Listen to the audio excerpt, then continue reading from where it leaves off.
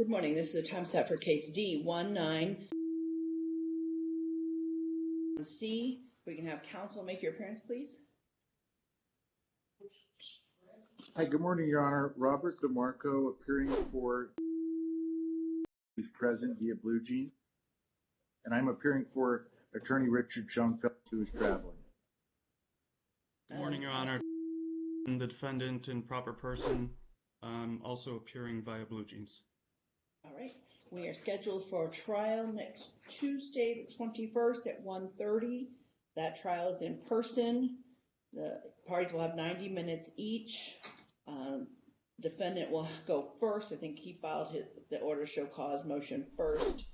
I will keep track of time and we'll cut you off. So you guys need to be very efficient and try to agree to as many of the exhibits as you can to streamline the trial. And I'm not going to admit anything that's not relevant to the contempt issues.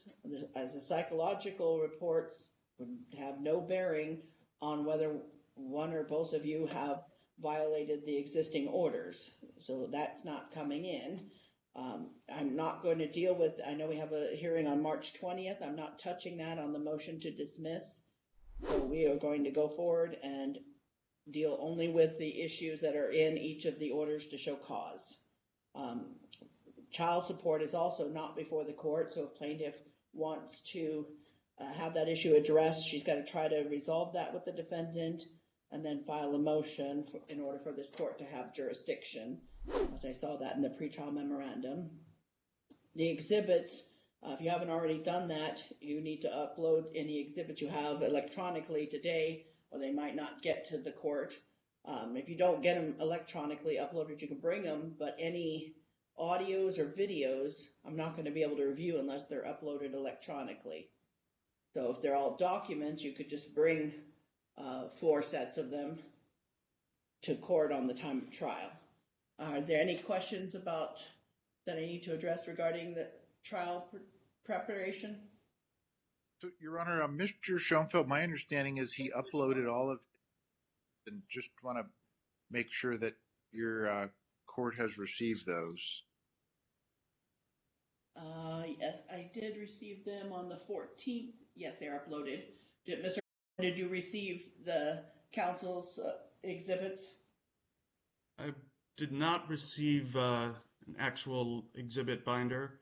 I think I was served all the disclosures, but no, I didn't receive the actual. So, Your Honor, my understanding is I believe that we can have a USB ready at our office for Mr. Rock to pick up today, and he can email me. He has my email, and we can make a USB available for all the exhibits with him. Just want to confirm, is the court okay with all electronic exhibits? Yes, if you do them electronically like you have, then you just need to bring a hard copy for the witness and a hard copy for the clerk. Other than that, I don't need any more hard copies if you have them uploaded electronically. But you can also, could and should have served the trial exhibits on Mr. electronically. Yeah, I'm pretty sure you're signed up for electronic service, Mr. Yes, Your Honor. Okay, so yeah, Mr. You can contact either. We can get you a USB drive or find a way to. I think it's somewhat rather large, so if it's more convenient for you to pick up, we can make that available for you today. You can just email me. Okay, I'll do that. Can I get a download link from FC Evidence also to download those exhibits? Or does it not work like that? Well, if you want, if you want to upload your exhibits, you can do that, but you better do that as soon as possible, or they won't make it to my file for me to look at them in time. But I do have. Go ahead. No, I'm sorry. That's it. Sorry, what I was going to add, Your Honor, my understanding from Mr. Schoenfeld and the order related to the prior motion that the court was going to address the issue of attorney fees at calendar call, and Yes. Just want to know if the court wants to hear any further argument on that issue. Because the court did order that Mr. is to pay attorney fees. Mr. Schoenfeld has submitted his Brunzell declaration, where he is requesting, I believe it's $2,500 in attorney fees, because as the court knows, Mr. has an unfortunate history of unnecessarily dragging out these proceedings. Mr. Schoenfeld, who's doing the contempt hearing, obviously, we believe there will be clear and convincing evidence that he is in contempt of court. The court already found that he's liable for attorney fees, and really, with all due respect to Mr. Who's not an attorney, apparently likes to, I want to say, pretend like he's an attorney, but he's not using the court the proper way, and our client is incurring legal fees in defending against these allegations, including what the court has already pointed out, I believe, is frivolous violations and frivolous issues that are being raised to the court and burdening the court. So we would ask that the court enter the award of attorney fees today related to that prior motion. I did submit an opposition related to the award of attorney's fees, and I would note, among other things, also along with disclosures for the upcoming evidentiary hearing, that I have not received attorney invoices or billing statements or anything like that. Well, you might not if he was charging a flat fee, and I have not looked at that issue. I granted the request for fees, and the amount is what is up for resolution on the 21st, and I did see your opposition. Your Honor, Mr. Schoenfeld submitted an invoice to the court. Okay. Yeah, he provided a declaration where he detailed that the work spent on this matter related to the opposition and counter motion was 5 hours at his rate of, they agreed to an hourly rate for $500, and he put in his declaration that the fee request is $2,500. So Mr. Schoenfeld has detailed his work. He provided the sufficient Brunzell affidavit. So we would ask the court enter that order for $2,500 in attorney fees related to the prior motion. Still, entering a Brunzell affidavit does not absolve plaintiff of producing attorney billing statements or invoices in a timely manner, which were requested in discovery. Especially when it's a flat fee being charged. Well, Your Honor, it's not a flat fee. Mr. Schoenfeld detailed in his declaration that he spent the specific amount of time opposing the motion, and he put that in his declaration. So there's nothing else that is required to be provided. So I would ask, Your Honor, is I'm appearing for Mr. Schoenfeld. I believe the court has more than enough legal basis to grant the attorney fees request today. If there's any hesitation on behalf of the court, I would just ask that you move this to the hearing next week, but I don't think you need to do that, with all due respect. I think there are still evidentiary issues in the underlying matters as well. Well, and I do think it's best to move it to the evidentiary hearing date. Sorry, Your Honor, I want to clarify. The issues related to fees have nothing to do with the evidentiary hearing. It's just if the court has any further questions for Mr. Schoenfeld, maybe before that hearing. But I don't think that's necessary, because Your Honor already has made a finding that fees are appropriate, has ordered them, and the appropriate documentation was filed. So the issue is ripe for award today, Your Honor, as you have previously indicated you would award. And I would just note that in the opposition, we noted that there are still underlying disputed factual issues. So it would be impossible for the court to make an award like that without addressing those.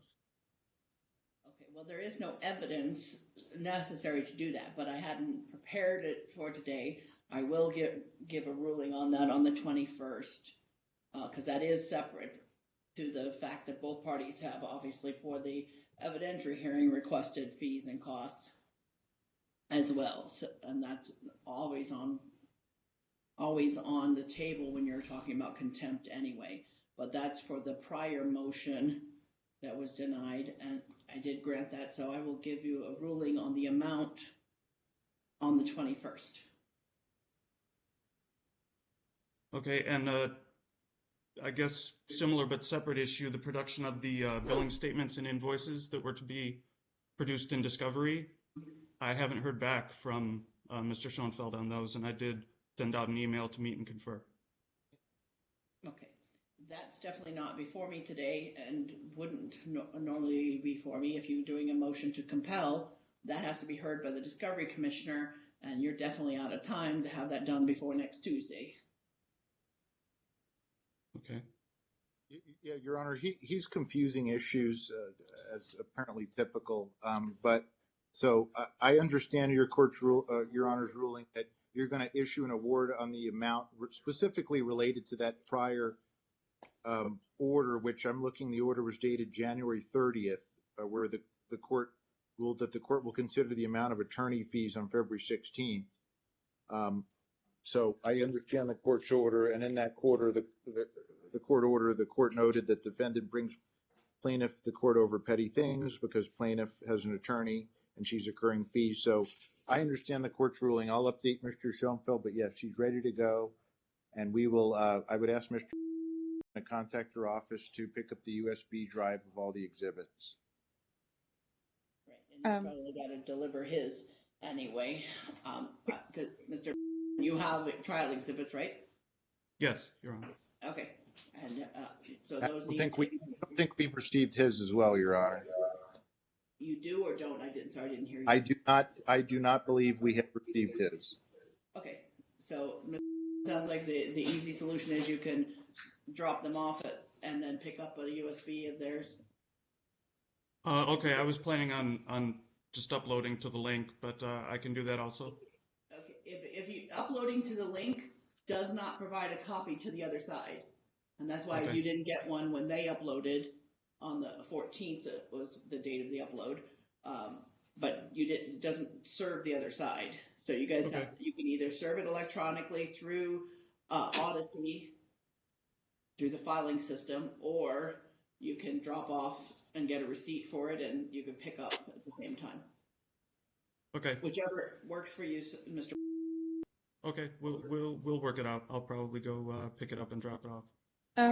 Your Honor, Yes. Your Honor, we were required to submit a financial disclosure form. I don't believe that I saw proof of income from either pay stubs. I think he just wrote down amounts. Is that required from him? Let me see. I did submit what pay stubs, but I didn't see that he submitted anything. Yeah, my understanding, Your Honor, is before any evidentiary hearing, the party should submit an updated financial disclosure form, specifically also because fees are being requested. Right, and looking at his, I so he submitted a indicated- profit loss statement and a declaration explaining the FDF attached to it. Right, but claimed he had 4 different jobs, and I didn't see any pay stubs or evidence of those. let me see here. So he doesn't have any to submit. Have you filed a tax return for 2022 yet, Mr.? No, I filed for 2021 and 2022. That's what would be due on April 5th. No, I have not filed for 2022. Okay, because you're basically saying you're self-employed. Correct. So do you have, then you should have invoices or there's not a profit and loss statement attached. There may be one to the one that I filed on February 3rd. The one that I updated on February 13th may not. I can add profit loss to that updated one if it helps. All right, I didn't see the other one. Hold on just a minute. Your Honor, the jobs he listed aren't gambling related. I don't see how profit loss that doesn't prove income for those jobs. Well, he's saying he's self-employed. No, he did list 4 jobs. But those are things that I invoice people for or am paid. They're freelance. Right, so you should have something. If that's something the court wants me to produce, that's fine. But I do think it was handled. Yeah, we would ask that he provide a full and complete financial disclosure form, Your Honor. That's kind of my understanding of the issues here is Mr. accuses everybody else of violating orders, but then apparently the orders don't apply to him and he doesn't have to follow the rules. And as Your Honor knows, just because you represent yourself, you're not immune from following orders and rules. So we would ask the court order him to provide a full and complete financial disclosure form with all the appropriate information. It is full and complete, and there are no rules broken. Yeah. I mean, the problem is he doesn't, the only thing he could submit in support of this is probably his bank statements. And I assume you guys exchange those through discovery, but his bank statements would be the best evidence of what he's getting. We did not. I don't think either party. I would find it reasonable to see his invoices. So, Ms. I would say hold off. What I would defer to the court, Your Honor's ruling, and maybe this can be further addressed also on the 21st, unless the court has a specific order for Mr. Yeah, has he provided the 2021 tax return and discovery? No, Your Honor. I don't believe so. Okay, then that would be appropriate to provide as part proof. The problem is when you're self-employed, I'm looking at this other one. When you're self-employed, there's not a lot of documentation of it, but Mr. Your deposit, when you invoice these people for services, you're depositing it into your personal bank account? Sometimes it's cash, sometimes it's deposited. Okay. I would just ask that any tax return production be for both parties too.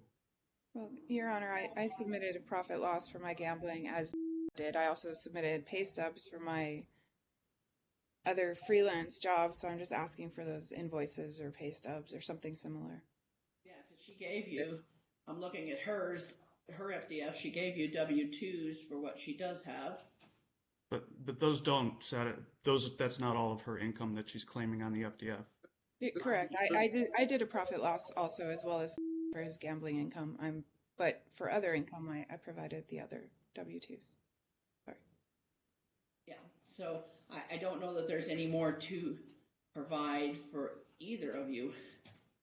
And that's the problem with self-employed people, is they don't have a lot of documentation of their income. And if you're getting cash payments and not depositing your bank, then your bank statements aren't going to give you a complete picture either. They give you a partial picture.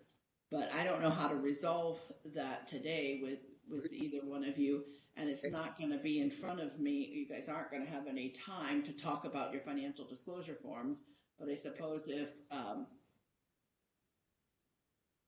if the defendant doesn't work out child support, then I'm sure the plaintiff will file it, and then I'm going to be looking at it. And then it might be an issue of more discovery, including bank statements, those kind of issues. But he says in his most recent one that his gross monthly income is $5,403.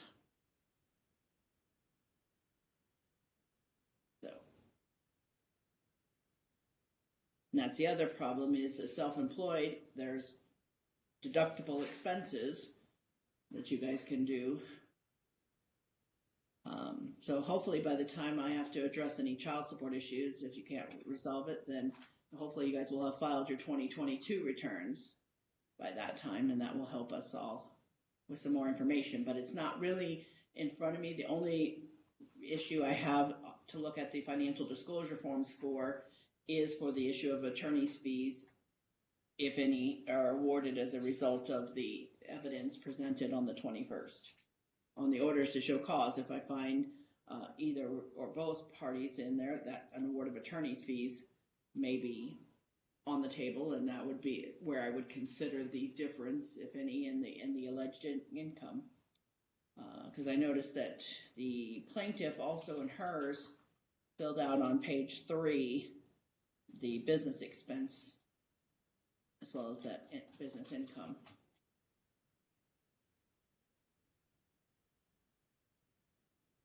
So, Your Honor, I'll address these issues with Mr. Schoenfeld, and I'm sure he can provide his additional comment on the issue. So I think I have enough information from what they both have filed to do a consideration of difference in income when I issue of attorney's fees.